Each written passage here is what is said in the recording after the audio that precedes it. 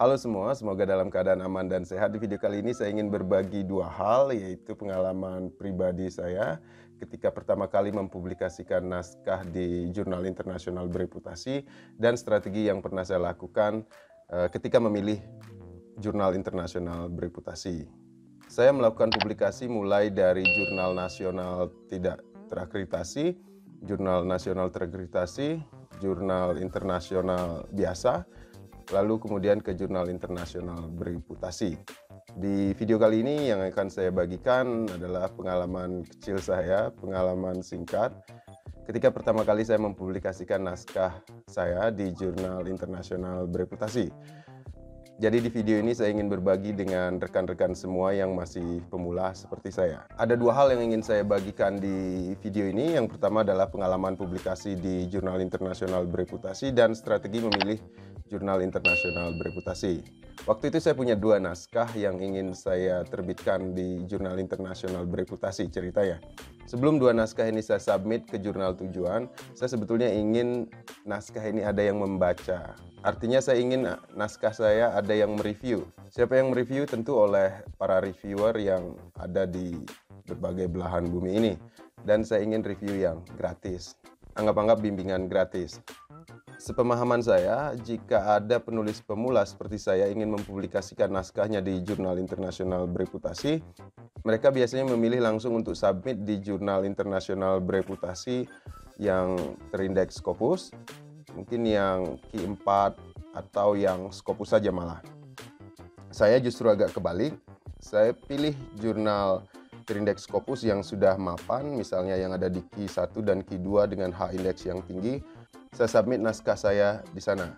Tapi tujuan saya bukan untuk diterima, seperti yang saya katakan sebelumnya, saya ingin naskah saya ada yang membaca. Lalu ada pertanyaan misalnya, penulis pemula kok berani submit naskah ke jurnal-jurnal internasional bereputasi yang besar dan mapan dengan H-index tinggi?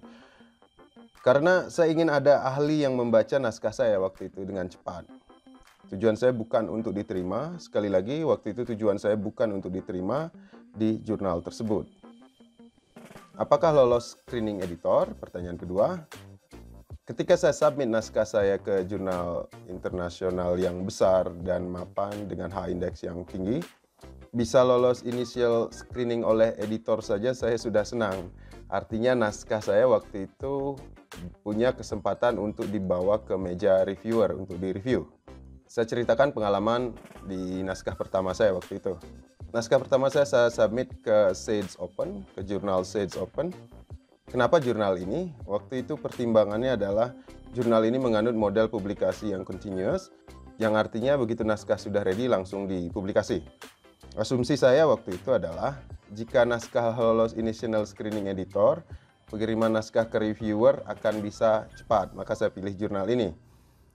Waktu itu saya submit tanggal 15 Januari 2019 dan pada tanggal 18 Maret 2019 editor memutuskan naskah saya ditolak. Jelas karena tujuan saya tadi bukan diterima. Namun saya tetap senang karena saya mendapatkan bimbingan gratis melalui komentar-komentar dan feedback para reviewer yang sangat konstruktif. Nah, setelah saya mendapatkan feedback, komentar yang sangat konstruktif tadi dari para reviewer, saya revisi naskah tersebut berdasarkan kritik dan saran dari para pakar tersebut. Setelah naskah saya selesai revisi, saya carikan jurnal lain. Waktu itu tanggal 24 Maret 2019, saya submit naskah saya yang versi revisi itu ke jurnal Kervan. Dan tanggal 10 April 2019 naskah saya dinyatakan diterima. Dan komentar reviewer yang disampaikan oleh editor sangat bagus sekali. Karena mungkin naskah sudah saya revisi berdasarkan komentar-komentar dari reviewer di jurnal yang sebelumnya. Lalu gimana naskah kedua? Naskah kedua saya sama, polanya sama, saya kirim ke jurnal yang sangat mapan, yaitu Journal of Multilingual and Multicultural Development. Kenapa di jurnal ini? Waktu itu saya berasumsi lolos saja naskah saya di initial screening oleh editornya, saya sudah sangat senang. Dan proses reviewnya pasti cepat, karena jurnal ini menerbitkan 10 terbitan setiap tahun. Jadi asumsi saya jurnal ini proses reviewnya bisa cepat. Saya submit naskah pada tanggal 30 Oktober 2018 dan pada tanggal 29 November 2018, editor memutuskan naskah saya ditolak. Nah, kembali saya tetap senang karena saya mendapatkan bimbingan lagi secara gratis dari para pakar melalui komentar-komentar mereka yang sangat konstruktif. Dari sinilah kita banyak belajar ketika kita merevisi naskah kita. Nah, berbekal komentar-komentar dari para reviewer tersebut, saya melakukan revisi naskah. Setelah naskah saya revisi, selesai naskah direvisi, pada tanggal 14 Juni 2019, saya submit naskah hasil revisi tersebut ke Asian Journal of Applied Linguistics. Dan setelah melalui peer review dan revisi, naskah tersebut bisa diterbitkan di Asian Journal of Applied Linguistics pada tanggal 5 November 2019. Jadi jangan pernah takut naskah kita ditolak. Dari beberapa penulis yang pernah saya ajak berbincang, mereka pasti punya pengalaman ditolak. Dan justru dari pengalaman-pengalaman itulah kita bisa belajar banyak. Namun bukan berarti kita semau-mau menulis naskah. Kalau kita semau mau menulis naskah, takutnya editor belum apa-apa udah reject naskah kita, tidak sampai ke reviewer. Naskah juga perlu dipersiapkan dengan baik, diantaranya misalnya kita harus gunakan reference manager. Kita tidak menulis citasi maupun daftar referensi secara manual. Di naskah kita harus mampu menetapkan teritori penelitian kita.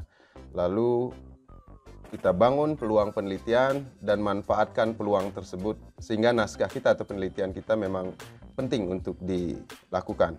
Nah, itulah pengalaman saya ketika saya pertama kali mempublikasikan naskah di jurnal internasional bereputasi. Saya bawa dulu ke jurnal yang besar, ditolak, namun dapat komentar-komentar dari para reviewer, saya revisi, saya bawa ke jurnal tujuan dan diterima.